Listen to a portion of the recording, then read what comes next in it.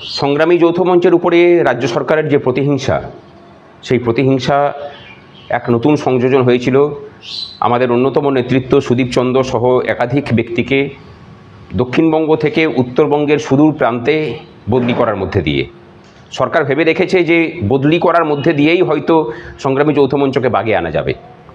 আমরা এর পূর্বেও যেমন আমাদের সুবীর সাহা থেকে শুরু করে বাকি নেতৃত্বের বদলি আটকেছি, এক্ষেত্রেও অন্যথা হয়নি। আমরা হাইকোর্টে গিয়েছিলাম সুদীপ চন্দ্রের যে বদলির প্রতিহিংসামূলক বদলি, সেই বদলির নির্দেশকে চ্যালেঞ্জ জানিয়ে।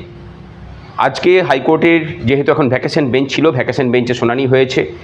মামলা হওয়ার কথা ছিল স্যাটে, কিন্তু আমরা যেহেতু স্যাট এখন ছুটি, সেই কারণে আমরা লিভ নিয়েছিলাম এবং হাইকোর্টের ডিভিশন বেঞ্চে মামলা হয়েছিল।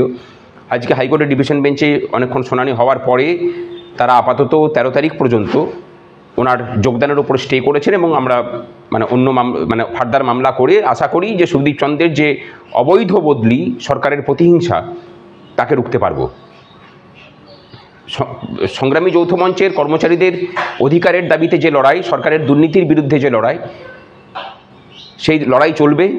যতই বদলি করার প্রচেষ্টা হোক, আমরা কিন্তু আমাদের লড়াই চালিয়ে যাচ্ছি। আর এই রাজ্যের কর্মচারীদেরকে আমাদের বক্তব্য যে আপনারা যদি মনে হয়ে থাকে যে আপনার প্রতি প্রতিহিংসামূলক বদলির খাড়া সরকার নামিয়ে নিয়ে আসছে, তাহলে যোগদান করার আগে একবার অন্তত সংগ্রামী যৌথ মঞ্চের সাথে যোগাযোগ করুন, বাকিটা আমরা বুঝে নেব। লড়াই চলবে।